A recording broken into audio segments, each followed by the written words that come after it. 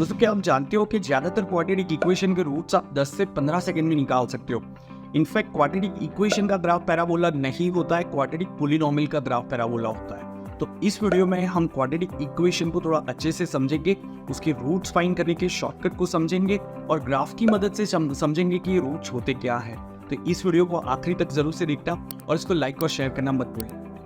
जैसा कि आप सब लोग जानते हो कि क्वाड्रेटिक इक्वेशन आपके एग्जाम के पर्सपेक्टिव से काफ़ी इंपॉर्टेंट है, लेकिन काफ़ी स्टूडेंट्स को ये टॉपिक थोड़ा बोरिंग लगता है। तो इसको इंटरेस्टिंग बनाने के लिए समझते हैं कि क्वाड्रेटिक इक्वेशन मैथमेटिक्स में इंट्रोड्यूस कैसे हुए थे। ये कहा जाता है कि क्वाड्रेटिक इक्वेशन पहली बार 400 BC में बेबीलोनियंस के द्वारा यूज हुए थे, लेकिन क्वाड्रेटिक इक्वेशन टर्म इंट्रोड्यूस हुआ 9th सेंचुरी में एक अरब मैथमेटिशियन द्वारा जिसका नाम था अल ख्वारिज़मी। वैसे ये नाम प्रोनाउंस करने के लिए मुझे 2 बार रिपीट लेने पड़े थे।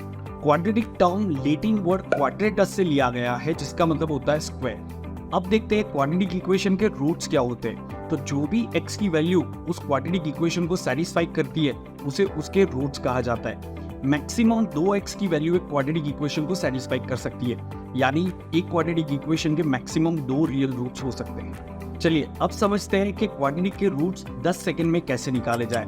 तो उसके लिए सबसे पहले हमारा जो कन्वेंशनल अप्रोच है, जो नॉर्मल स्कूल वाला अप्रोच है, जिसमें हम फैक्टराइजेशन मेथड से रूट्स निकालते थे, उससे समझ लेते हैं। एक बार वो समझ में आ गया तो आपको पता चलेगा कि अब आगे रूट्स आप 10 सेकंड में कैसे निकाल सकते हो। Before moving forward, just want to tell you that in case if you are looking for free CAT exam preparation, then you can attend my YouTube sessions and sessions that I conduct on Unacademy Learning app. The link for past sessions have been provided in the description, so do check that. तो यहाँ पे मैंने एक quadratic equation लिया है 2x² - 15x + 27 = 0। इसके roots हम factorisation method से कैसे निकालते थे। तो ये जो x² का कोएफिशिएंट है उसको हम कांस्टेंट टर्म के साथ में मल्टीप्लाई करते थे, तो 2 × 27 कितना हो जाएगा, 54 हो जाएगा। 54 को हम 2 पार्ट्स में स्प्लिट करते थे such that summation should come out to be -15। आपका समेशन 2 पार्ट्स का -15 आना चाहिए और इनका प्रोडक्ट 54 होना चाहिए।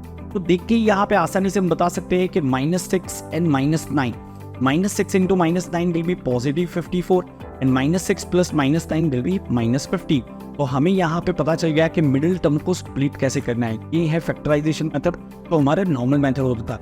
और इसके बाद में हम देखेंगे कि इसमें शॉर्टकट से कैसे हम तुरंत रूट निकाल सकते, राइट। तो यहाँ पे मैं इस इक्वेशन को रीराइट कर सकता हूँ 2x² - 6x - 9x + 27 = 0। अब इस पार्ट से हम 2x कॉमन फैक्टर ले लेते हैं तो क्या बचेगा, x - 3 बचेगा। यहाँ से इस पार्ट से हम -9 कॉमन ले लेते हैं तो क्या बचेगा, x - 3 बचेगा, which is equal to 0। x - 3 common factor अगर हम ले लेते हैं तो क्या बच जाएगा, 2x - 9 = 0। अब हम कहते हैं कि 2 नंबर का प्रोडक्ट आपका 0 है, मतलब डेफिनेटली दोनों में से कोई एक 0 होना चाहिए। मतलब या तो x - 3 = 0 होगा या फिर ये 2x - 9 वाला जो पार्ट है वो 0 होना चाहिए। अगर x - 3 0 है तो हम कहेंगे x = 3 आ गया, ये हमें पहला रूट मिल गया। यहाँ से हमें मिल जाएगा x = 9/2 और यू कैन से 4.5, ये हमारा दूसरा। इस तरीके से हम नॉर्मली रूट्स फाइंड करते हैं, बट इसके अंदर आपके कम से कम 40 से 50 सेकंड चले जाते हैं, राइट। तो अगर आपको शॉर्टकट से इसका रूट्स निकालना है तो कैसे करेंगे वो समझते।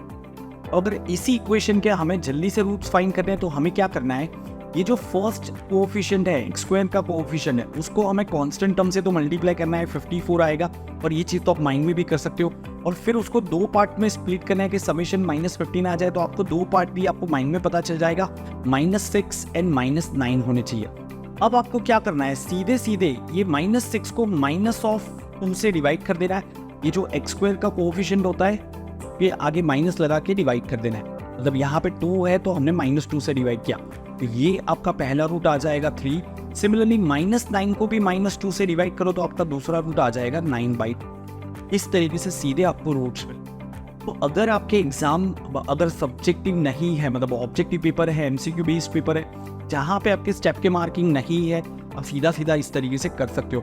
इनफैक्ट कभी अगर आपका सब्जेक्टिव पेपर भी होता है और अगर आपके पास टाइम नहीं है तो आप पूरे स्टेप्स ना लिखने की जगह पे इस तरीके से भी कैलकुलेट कर सकते हो। और क्वेश्चन ले लेते हैं जहाँ पे हम ये शॉर्टकट देख लेते हैं ताकि आपको समझ में आ जाएंगे आगे करना कैसा है। फिर हम बात करेंगे ग्राफ्स की। तो जैसे ये वाला इक्वेशन है x² - 5x - 36। अब यहाँ पे आप देख सकते हो कि x² का कोएफिशिएंट तो 1 है, सीधा आपको -36 को 2 पार्ट में स्प्लिट करना है कि समेशन -पाई आ जाए। और सीधा सीधा देख सकते हो -9 एंड 4, -9 + 4 विल बी -5 एंड -9 + 4 का प्रोडक्ट जो है वो -36 आ जाएगा। मुझे 2 पार्ट्स मिल गए -9 एंड +4। अब उसको मैं क्या करूँगा, -1 से डिवाइड कर दूँ और मुझे सीधे सीधे यहाँ पे रूट्स मिल जाएंगे 9 एंड -4। आप इस तरीके से जल्दी से रूट्स, उम्मीद करता हूँ आपको ये अच्छे से समझ में आया होगा। कमेंट्स में मुझे ज़रूर से बताना कि क्या इस वीडियो से आपको फ़ायदा हुआ। मेरा एक और क्वाड्रेटिक इक्वेशन पे वीडियो आ रहा है जिसमें मैं आपको बताऊंगा कि रूट्स फाइंड करने के 4 मेथड्स हैं। जैसे एक ये फैक्टराइजेशन मेथड हम देख रहे हैं, उसी का हमने शॉर्टकट बनाया। There are 3 more methods to find out roots, उसको मैं बताऊंगा उस वीडियो को जरूर से। तो अब बात करते हैं क्वाड्रेटिक के ग्राफ की। तो जैसा कि आपको पता है, आप ग्राफ कार्टेशियन सिस्टम में मतलब XY प्लेन में ड्रॉ करते हो। तो ग्राफ ड्रॉ करने के लिए आपको 2 वेरिएबल लगते हैं, X एंड Y। जैसे अगर मैं ये क्वाड्रेटिक इक्वेशन लेता हूँ तो इसके अंदर अगर मैं X की वैल्यू 1 रखूंगा तो मुझे कोई Y यहाँ पे दिख ही नहीं रहा है, Y की कोई वैल्यू ही नहीं मिलेगी। इसलिए आप कभी भी क्वाड्रेटिक इक्वेशन का ग्राफ नहीं ड्रॉ कर सकते, आप क्वाड्रेटिक पॉलिनॉमियल का ग्राफ ड्रॉ करोगे। जैसे अगर मैं इसी को लिख देता हूँ P of x = x² - πx + 6।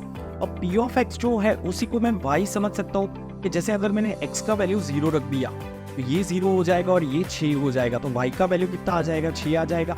और मैं कह सकता हूँ कि 0,6 will be somewhere over here, ये पॉइंट आपका 0,6 हो। सिमिलरली अगर मैं x का वैल्यू 1 रख दूंगा तो ये क्या आ जाएगा, 1 - 5 + 6, तो ये आपका आ जाएगा 2। तो x का वैल्यू जब 1 है तो y का वैल्यू आपका कितना आ जाएगा, 2 आ जाएगा, ये पॉइंट आ गया। x का वैल्यू जब 2 है तब ये 0 हो जाएगा, x का वैल्यू जब 3 है तब भी ये 0 होगा। फिर से 4 अगर आप x का वैल्यू रखोगे तो y का वैल्यू इसमें 4 आएगा। आप चाहो तो यहाँ पे x की जगह पे 4 रख के देखो, y का वैल्यू 4 मिलेगा, मतलब पॉलिनॉमियल P of x का वैल्यू 4 मिलेगा। तो आप इस तरीके से वैल्यू रख के जा सकते हो और फिर आपको यहाँ पे ग्राफ मिल जाए। तो आपका जो ग्राफ है वो कुछ इस तरीके से आ जाए, राइट। तो इसका ग्राफ हमें पता है पैराबोला होता है, वो पैराबोला सब कुछ समझ में आ रहा है। और ये जिस जगह पे ये पैराबोला x एक्सिस को कट कर रहा है उसी को हम रूट्स कहते हैं। जैसे अगर मैंने पैराबोला ड्रॉ किया और वो पैराबोला कुछ इस तरीके से बना है, वो पॉइंट पे वो x एक्सिस को कट कर रहा है, वो x की वैल्यू को हम उस क्वाड्रेटिक का रूट कहते हैं। जैसे यहाँ पे वो 2 और 3 पे कट कर रहा है तो ये उसके। उम्मीद करता हूँ अब आपको क्वाड्रेटिक का ग्राफ डीपली समझ में आता है। रूट्स क्या होते हैं, वैल्यूज ऑफ x जो उस इक्वेशन को सैटिस्फाई करते हैं, या फिर आप ऐसे भी कह सकते हो जहाँ पे ग्राफ x एक्सिस को कट करता है वो उसके रूट्स हो गए। उम्मीद करता हूँ ये वीडियो आपको हेल्प रहा होगा। Stay tuned for more such videos and let me know in the comment section how did you find it. Before we wind up, just listen to this. So you can join Unacademy Plus or Iconic subscription using my code CHARTED, and then you can prepare under my guidance for all these exams. When you join the subscription, you get the live lectures, recorded session, outsourcing sessions, study material, test series, and many more benefits. So go for Plus or Iconic today itself using my code CHARTED. For more details, check the link in the description.